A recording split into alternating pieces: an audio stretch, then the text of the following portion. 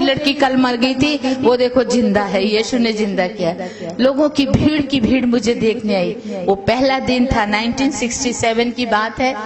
29 दिसंबर को मैंने खड़े होकर सबको गवाही दी, मैं हूँ वो लड़की जो मर गई थी और आज जिंदा हूँ। यीशु ने मुझे जिंदा किया, हालेलुया।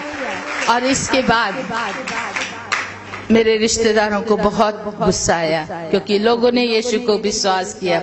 वो कहते चुप करो, जाके बैठ जाओ। बड़े आए बहन भरा दो ही प्रचार करने, मारना शुरू कर दिया, लोगों को भी भगा दिया और हमें एक कमरे में बंद कर दिया। कहते यीशु को छोड़ दो, नहीं तो आज तुम्हारा आखिरी दिन है। हमने कहा कभी नहीं। जिसने हमें प्यार किया, जिसने हमें जीवन दिया, हम उसको छोड़ सकते हैं? कभी नहीं छोड़ेंगे। मर जाएंगे लेकिन यीशु को नहीं छोड़ेंगे। और उन्होंने रात के 2-2:30 बजे का समय था, बंदूकें देकर 2 लोग को भेज दिया, इनको मारो और भाग जाओ, हम बचा लेंगे तुम्हें, कोई किसी को पता नहीं लगना चाहिए। रात का समय था, हमारे हाथ पर बांध के मार पीट के एक कमरे में बंद कर दिया था। देखने वाला, बचाने वाला कोई नहीं था। चुपचाप मार के वो भागना चाहते थे। गोलियां से तान दी, बंदूकें। कहाँ है तुम्हारा यीशु? अभी बचा सकता है? हमने कहा बिल्कुल, वो सब कुछ कर सकता है, लेकिन हमारा एक कहना है, मरना हमारे लिए मसीह है, जीना हमारे लिए लाभ है। हम दोनों तरह से खुश हैं। अगर जिएंगे तो मसीह के लिए जिएंगे और मरेंगे भी तो खूब लाभ है, स्वर्ग मिलेगा, हालेलुया। इससे बड़ी कीमत और इससे बड़ा इनाम और क्या हो सकता है? हम तैयार हैं। और वो गोली मारने वाले थे, अभी निशाना उन्होंने तान लिया था, शूटिंग करने वाले थे। गोली निकलने में कुछ ही क्षण बाकी थे। एक आवाज आई, हैंड्स अप। हैंड्स अप की आवाज सुनते ही ये जो ऐसे मार रहे थे, इनके हाथ हिल गए। पीछे घूम के देखा तो पुलिसमैन वहां पर जमा हाजिर थे और पुलिस वालों ने उनको अरेस्ट कर लिया, बंदूकें छीन ली। हमने आंखें खोल के देखा, सामने पुलिस को देख के प्रभु का धन्यवाद किया, हालेलुया। और ऑफिसर को पूछा, सर आपको किसी ने खबर दी, आप कैसे समय पे पहुंच गए? कहते हमें किसी ने खबर नहीं दी, हमें मालूम भी नहीं था। हम तो नाइट गार्ड है, पुलिस, नाइट पुलिस, और उस गली में जाना था। पता नहीं कैसे हमारे कदम इस ओर खींचे चले आए और हमने देखा ये लोग आपको शूट कर रहे हैं। प्रभु का धन्यवाद हो। उनको भेजने वाला कौन था? यीशु मसीह। ठीक समय पे तीसरी बार मुझे मौत से यीशु मसीह ने बचाया।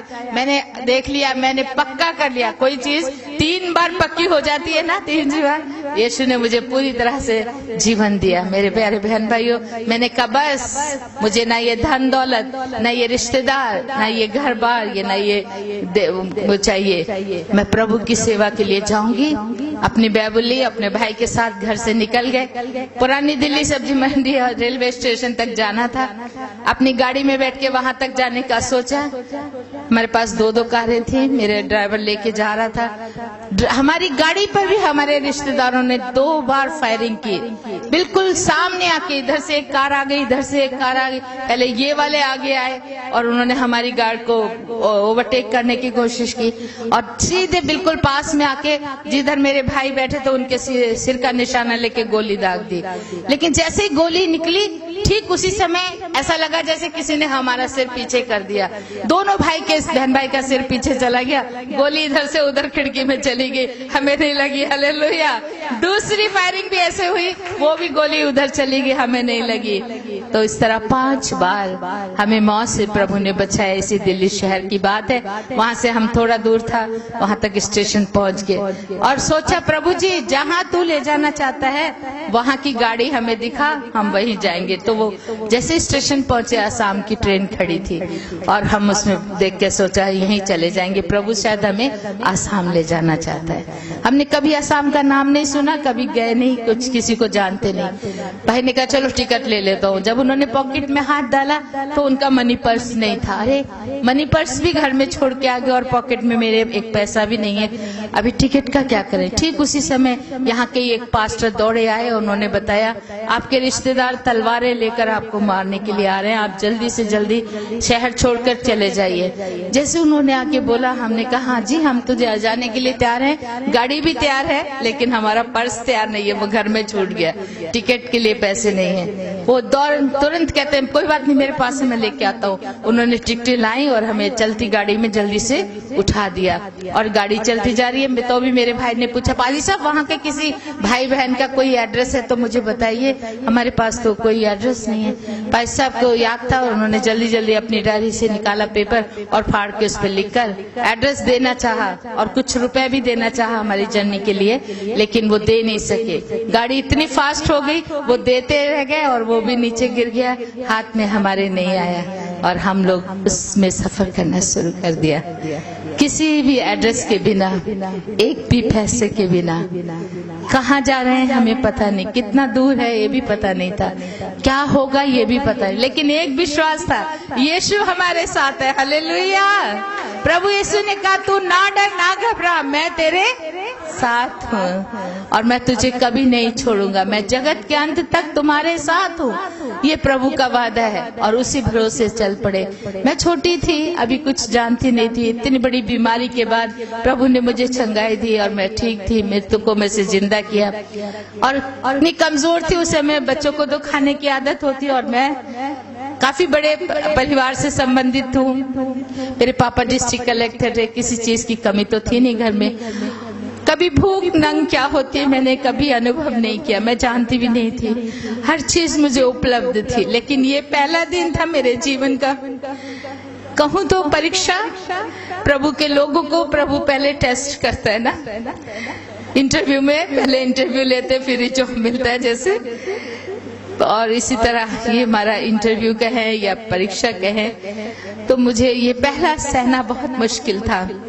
भूखे रहना पड़ेगा, मेरे भाई ने कहा, प्यासे रहना पड़ेगा, देश विदेश जाना पड़ेगा, कोई तो पसंद करेंगे तो ग्रहण करेंगे, कोई नहीं तो धुतकार देंगे। शांता, ये बहुत मुश्किल जीवन है। साधु बनकर जीना, आपने फिल्म में देखा साधु सुंदर सिंह की, मेरे मामा जी की, कितना मुश्किल था।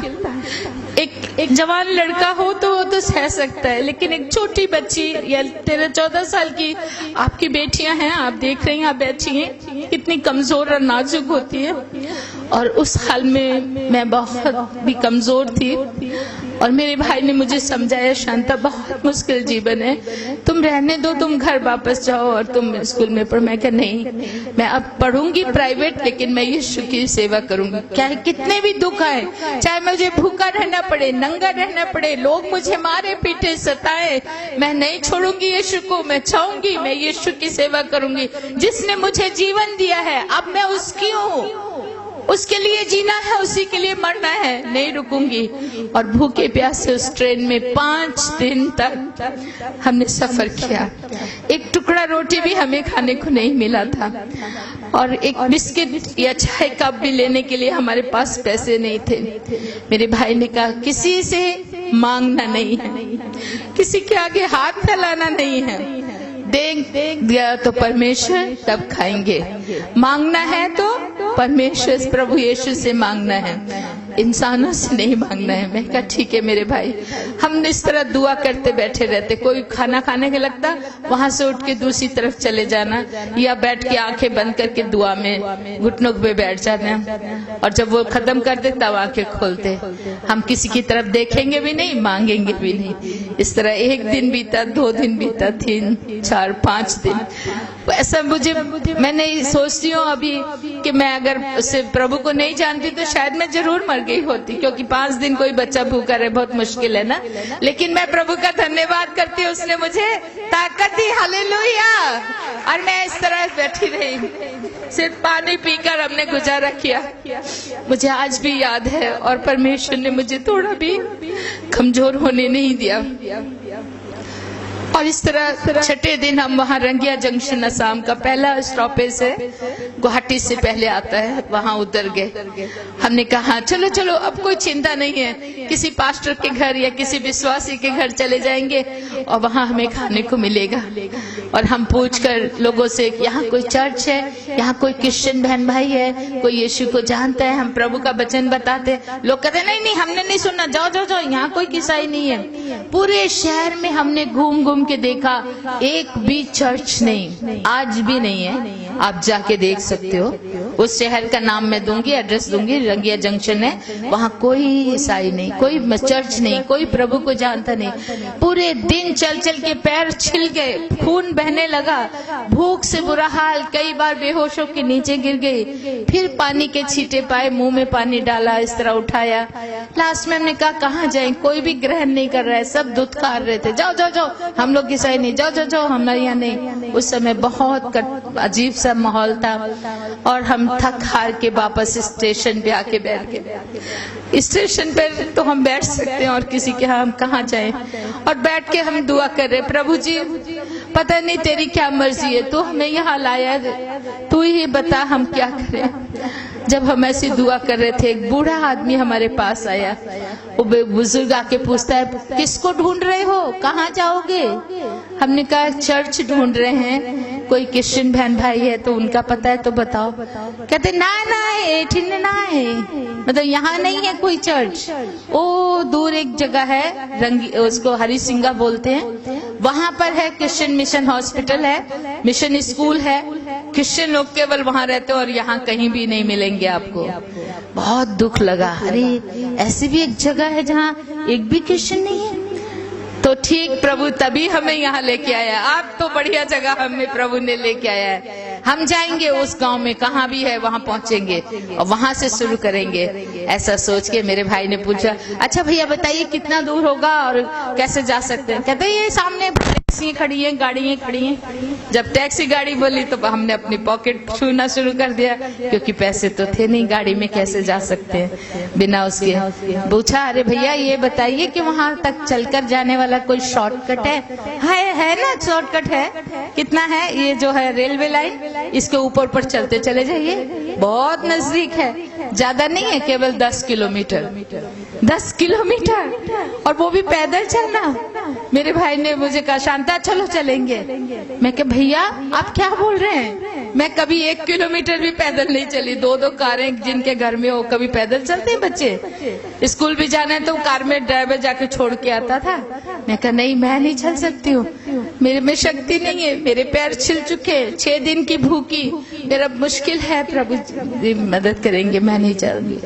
मेरे भाई ने कहा अच्छा चलो तो प्रभु से मांगते हैं, प्रभु मदद करेगा, वो आशीष देगा। और मेरे भाई ने मेरे सिर पे हाथ रख के दुआ की, प्रभु मेरी बहन को शक्ति दे, हम चल के वहां जाएंगे। मेरी नजरों में वो दृश्य आ रहा है आज भी, उन बड़े बड़े पत्थरों पर, खाटों पर चलकर जाना। रेलवे लाइन के ऊपर क्या होते हैं, बड़े बड़े पत्थर, और रात का समय 6 बजे वहाँ घोर अंधेरा हो जाता है, वो सामने जंगल जाता है, बड़ा फॉरेस्ट था, उसके अंदर से चल के जाना पड़ा। जोंके, सांप, बिच्छू तरह तरह के हमारे पैरों में काटते और झंझना के रह जाता, गिर जाती ठाम से। रेलवे लाइन ट्रेन, इसके ऊपर सिर में चोट लग गई, वहां से भी खून, हाथ पैरों से भी खून बह रहा है। फिर उठ के चलते चले जाना, इस तरह चलते गए चलते गए चलते गए। 10 किलोमीटर चलना बहुत मुश्किल होता है, जो चलने वाले नहीं हैं उनके लिए। मेरे भाई तो बहुत चलते थे, 20-20 किलोमीटर बर्फ के ऊपर चल के उन्होंने साधु सुंदर सिंह की तरह सेवा की है, लेकिन मैं कभी नहीं चली थी। मेरे लिए पहला मौका था चलने का, और वो भी पत्थरों पे, कांटों पे चलना बहुत मुश्किल। लहू लोहान हो गए थे मेरे पैर और खून बहता जा रहा था और आंखों से आंसू बहते जा रहे थे।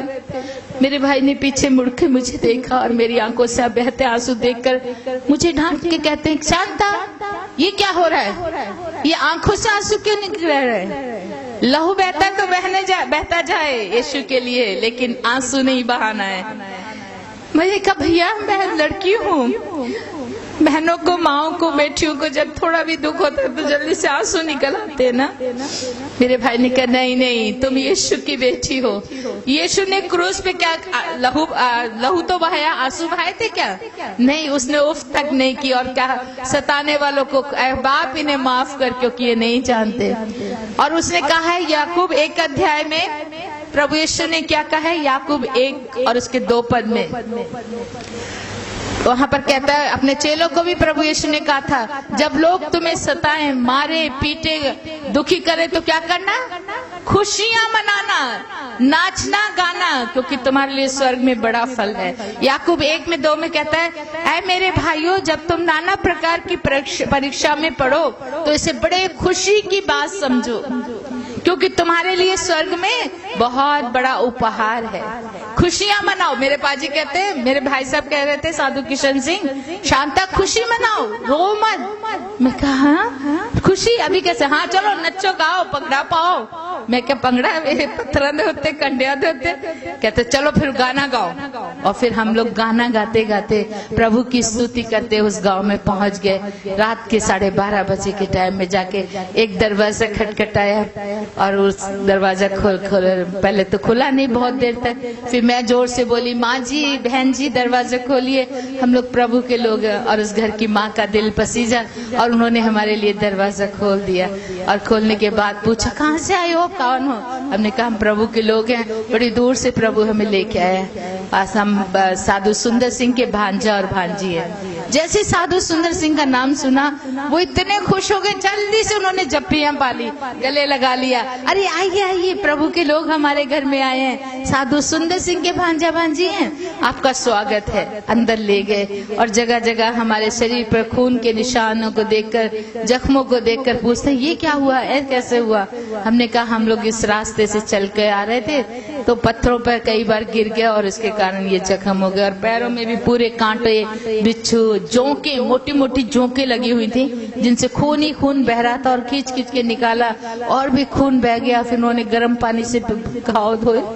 ये मेरे जीवन का पहला चमत्कार है कि मैं इतना खून बहने के बाद भी जिंदा रही और प्रभु ने मुझे मरने नहीं दिया। उन्होंने धो के पैर पाए, वो रोते जा रहे थे और हमारे जख्मों को धो रहे। वो आज भी जिंदा है, वो पति पत्नी, और उन्होंने बड़ी सेवा की। और फिर बाद में पूछा, आपने कुछ खाया? मैं कहा कुछ भी नहीं खाया है। कब से नहीं खाया बेटी? मैं कहा आज 6 दिन हो गए, पूरे 6 दिन से कुछ भी खाने को नहीं मिला है। ओ बाप रे, तुम इतने छोटे होकर भी प्रभु के लिए इतना कष्ट उठा रहे हो। मैं अभी आपके लिए खाना बनाती हूँ। और उस बहन ने रात को ही आटा गूंद के रात के 2 बजे उसने हमें रोटियां बना के खिलाई। हालेलुया। शेरों के बच्चे तो भूखे मरेंगे, किंतु परमेश्वर अपने बच्चों को कभी भी भूखे मरने नहीं देता। ये वचन मैंने उस दिन अपने जीवन में सत्य पाया। और फिर उसी असम में वहां से अलग अलग जगहों पे हम लोग प्रचार करते गए। बहुत सी मिशने, तरह तरह के लोग हैं। वो पहले मिशने वाले अपने, हमारे चर्च के मेंबर नहीं है, आप हमारे ये नहीं है, हमारे चर्च में नहीं, दूसरी जगह जाओ, ऐसे करते। पैदल चल चल के सारे दिन जाना। कोई खाने को दे देता तो खा लेते, नहीं तो भूखे रहना। हमारे पास कुछ था ही नहीं। बड़ा कष्ट उठाया हमने वहां पर। जंगलों में भटक जाते रास्ते, जंगल, वहां आज भी बहुत बड़े बड़े फॉरेस्ट हैं। आप कोई आइए सामने, मैं ले जाऊंगी जिन जगहों पे मैंने पेड़ के पत्ते तोड़ को खाए। 2 महीने कुछ भी खाने को नहीं होता था। पत्ते तोड़ के ले आना, ये लौकी कद्दू की जो बेल होती है उसको भी तोड़ लेना, उसी को खा लेना। अगर कद्दू है तो कद्दू खा लेते और दिन गुजारते। एक गांव में एक छोटी सी झोपड़ी थी और उसपे कद्दू की बेल अपने आप प्रभु ने लगा दी और वो कद्दू रोज हम खाते थे। कुछ भी खाने को नहीं था। मॉर्निंग ब्रेकफास्ट भी कद्दू, दोपहर का खाना भी कद्दू, रात को भी वही बॉईल करके खाना। खाते खाते थक गई। 1 महीना हो गया। अभी 1 महीने तक एक ही तरह कोई बच्चा खाना खाए तो कैसे करते? नहीं खाऊंगा मम्मी, मुझे ये क्या एक ही देते। ऐसे एक दिन मैं भी, मेरी मम्मी कौन थी, मेरा पापा कौन था? यीशु मसीह। उससे लड़ाई कर रही। मैं अपने भाई को भी कुछ नहीं बोलती थी। वो कद्दू खाते हुए मैं प्रभु से रो पड़ी और बोली, क्या परमेश्वर प्रभु जी, आप रोज रोज कद्दू ही खिला रहे हो, कुछ और नहीं उस बूटे पे लगा सकते थे? रोटियां लगा देते या कोई और मिठाइयां लग जाती तो अच्छा था। आप तो सब कुछ कर सकते। छोटी थी और मुझे इतनी अकल नहीं थी और ऐसा बोलने के मैं प्रभु को नाराजगी दिखा रही थी। तभी मेरे भाई ने सुन लिया। क्या बोल रही है तू, प्रभु से लड़ाई कर रही है? मैं क्या, हाँ बिल्कुल करूंगी। क्या खाली कद्दू ही खिलाया जा रहा है 1 महीने से? मॉर्निंग ब्रेकफास्ट भी, दोपहर लंच भी, रात भी। मेरे से मुश्किल हो गया, मेरे से नहीं खाया जाए। मेरे भाई ने कहा अगर नहीं खा सकती हो, मैं एक बात बताता हूँ, तुम वो करो तो आज ही रोटी खा लोगी। मैं कहा कैसे, क्या करना? कहते पड़ोसी को जाके ये कद्दू में से कुछ कद्दू ले जाके दे दे, तो वो पैसे देंगे तुम्हें। तुम कहना पैसे नहीं चाहिए, वहां से आटा ले आना, आटा ले आओ या चावल ले आओ, वो पका के खा लो। मैं कह रही है तो बहुत अच्छी बढ़िया बात है, आपने पहले क्यों नहीं बताया? कहते तूने पहले बोला ही नहीं था, तू खाए जा रही थी, मैं भी चुपचाप खा रहा था। तो मैं प्रभु का धन्यवाद दिया और जाके देखा पीछे जाके तो कद्दू के बेल में कई कद्दू निकल आए। तो आसाम में लंबे लंबे कद्दू होते, इतने मोटे मोटे लंबे लंबे, 4-5 एक बैग में डाल लिए। मैं कहा जितने ज्यादा दूंगी उतने ज्यादा चावल आटा मिल जाएगा ना। और जाके एक पड़ोसी था, सामने घर था उनका, उनको जाके वो नॉन क्रिश्चियन ही थे। मैं कहा माँ जी आपको कद्दू चाहिए? हाँ दिखाओ कैसे। हरे हरे ताजे ताजे। अरे वाह ये तो बड़े अच्छे हैं, दे कितने के हैं? मैं कितने पैसे दूं? मैं कहा नहीं आंटी हमें पैसे नहीं चाहिए, आपके यहाँ अगर आटा है तो आटा दे दीजिए और रोटी चावल है तो चावल। कहते हम लोग आसाम में तो हम लोग रोटी तो खाते नहीं है, हमारे यहाँ चावल है ले जाओ। उसने इतने सारे चावल मुझे मेरे बैग में डाल के दे दिए। मैं बड़ी खुशी से दौड़ी आ रही हूँ, वाह जैसे मुझे बड़ा खजाना मिल गया। और आके भाई को कहते बाजी देखो कितने सारे चावल दे देते हैं, उन तो ऐसी बड़े खुशी मनाओगे। कहते हाँ चलो बढ़िया हो गया। और एक बर्तन में चावल धोकर उसको पका लिया। अब जब चावल पक रहा था तो मैंने कहा बाजी कि चावल इतना ही खाने ਇਹਦੇ ਨਾਲ ਤੇ दाल चाहिए, कड़ी चाहिए, जहाँ कोई सब्जी भी होनी चाहिए। कहते अच्छा तुम्हारे डिमांड्स बढ़ते जा रहे हैं, अभी पहले चावल मांगे अभी दाल भी चाहिए। तो मैं कहा हाँ मुझे तो दाल खाने का मन कर रहा है। चलो ठीक है हम बना देते। मैं कहा आप कैसे बनाएंगे दाल? दाल भी किसी के घर से जाके मांग के ले आती हूँ कद्दू देके। नहीं रुक मैं करता हूँ। तो उन्होंने चावल बनते बनते उसका जो पानी निकालते हैं, हम पंजाबी में पिच कहते हैं ना, वो पिच काट ली, उसकी निकाल ली और उसमें थोड़ा सा हल्दी डाल दिया, नमक डाल दिया और घोल के कहते ये लो दाल भी बन गई, चलो दाल चावल खाओ।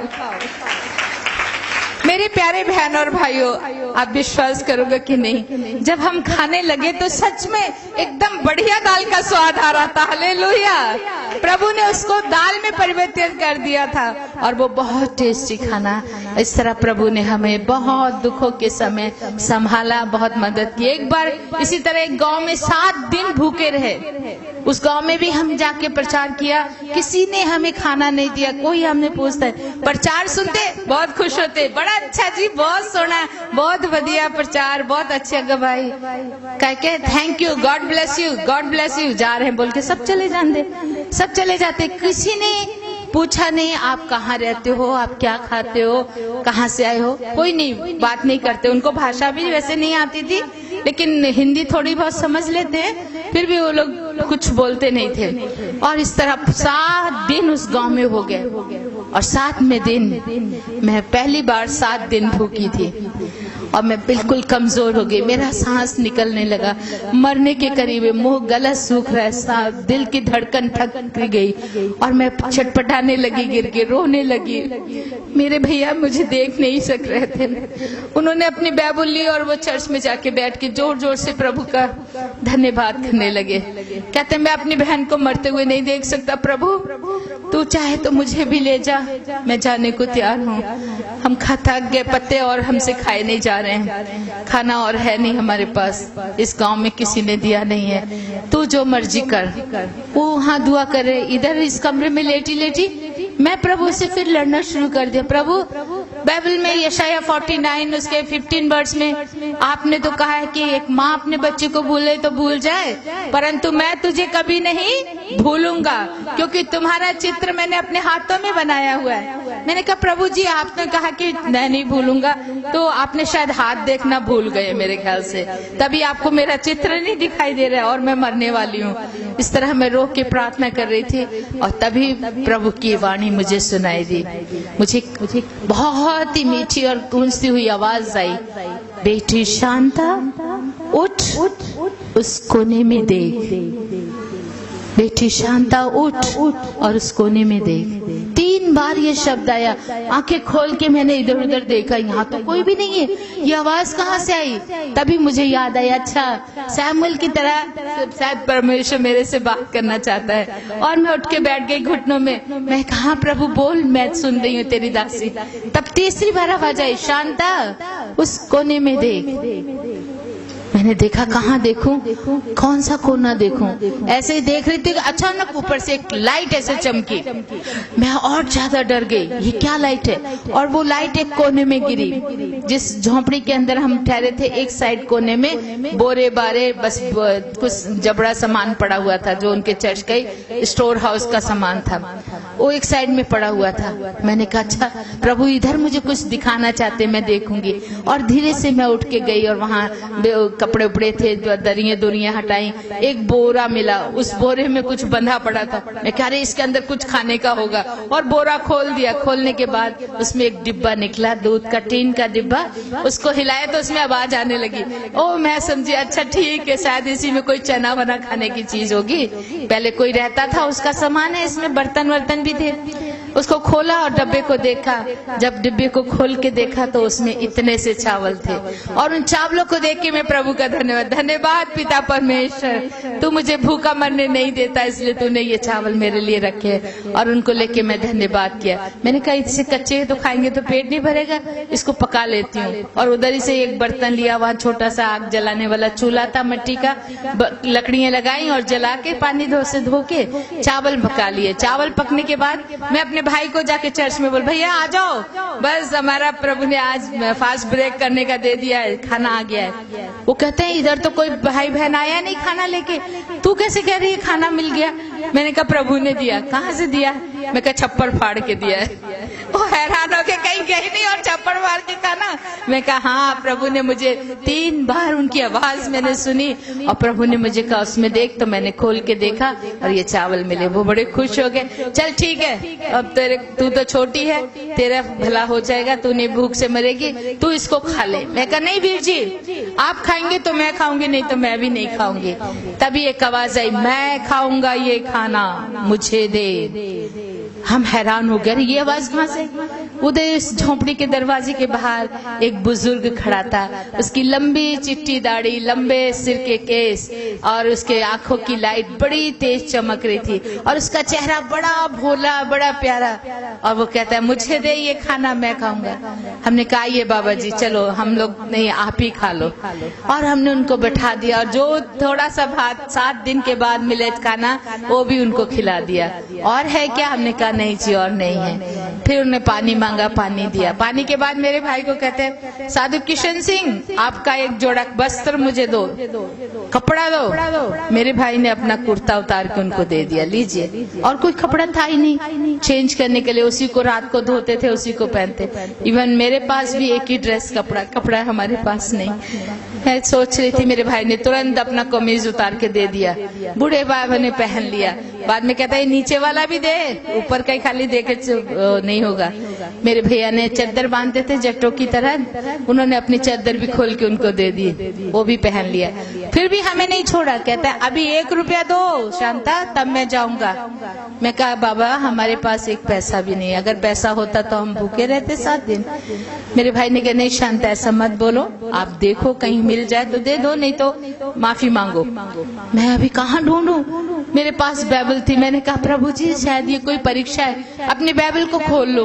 बाइबल को जैसे खोला एकदम नया 1 रुपया का नोट। वो मैं कब रखा मैं नहीं जानती, लेकिन नया नोट देखते मैं खुश होगी। मैं कह रही बाबा है 1 रुपया है आपके लिए, देखो मिल गया। हमारे लिए तो वो था ही नहीं, ये कब रखा मालूम नहीं। और मैंने वो ले जाके वो रुपया उसको दे दिया। वो बहुत खुश हुए, हाथ में लेके दूसरे हाथ से मेरे सिर पे हाथ रख के कहते बेटी अब तुम्हें कोई चिंता करने की जरूरत नहीं है, मैं तुम्हारे साथ हूँ। मैं कहा हाँ बाबा जी आप भी आ जाओ, हम भी भूखे मरेंगे, आप भी हमारे साथ भूखे ही मरना पड़ेगा। वो हंसते कहते नहीं तुम नहीं समझी अभी। तभी वो कहता ठीक है मैं चलता हूँ। वो बाहर निकले, गेट के बाहर हम भी निकल गए। 2 जवान बाहर खड़े हुए पेड़ के नीचे, वो भी देख रहे थे। सामने खड़े होकर बुजुर्ग बाबा मेरे भाई को कहते हाथ मिला बेटे। मेरे भाई ने अपना हाथ उनके हाथ में दिया और मैं भी उनकी नजरें ऐसे उनकी नजरों से मिलाई। मुस्कुराता चेहरा, सुंदर आंखें और बहुत प्यार से बोलते बच्चों अब तुम्हें कोई दुख नहीं होगा, मैं तुम्हारे साथ हूँ, मैं तुम्हारे साथ हूँ। ये शब्द खत्म ही हुआ और वो बाबा अचानक ऐसे जाते जाते कहाँ गायब हो गए पता नहीं। वहाँ बिल्कुल कुछ नहीं है। मेरे भाई ऐसे देख रहे, मैं भी देख रही हूँ, अरे ये कहाँ चला गया, ये कौन था? इधर उधर ढूंढ रहे हैं, इधर इधर उधर देख रहे हैं। वो जो दो जवान लड़के बाहर खड़े देख रहे थे, वो भी भाग कर आगे, कहते अभी अभी यहाँ बूढ़ा है, एक बंदा आपके सामने खड़ा था, वो कहाँ चला गया, वो कौन था? अब हम समझ गए कि वो कौन था। हालेलुया। जितने हम विश्वासी हम जानते हैं वो कौन हो सकता है? यीशु मसीह। हालेलुया। मत्ती 25 अध्याय 35 पद में पढ़ के देखिए। मत्ती 25 35 36 में क्या कहता है? मैं भूखा था और तुमने मुझे खाना खिलाया, मैं प्यासा था तुमने मुझे पानी पिलाया, मैं नंगा था तुमने मुझे वस्त्र दिए, मैं परदेसी था तुमने अपने घर में ठहराया, बीमार था मेरी मदद की, जेल में था मुझे देखने आए। लोगों ने कहा प्रभु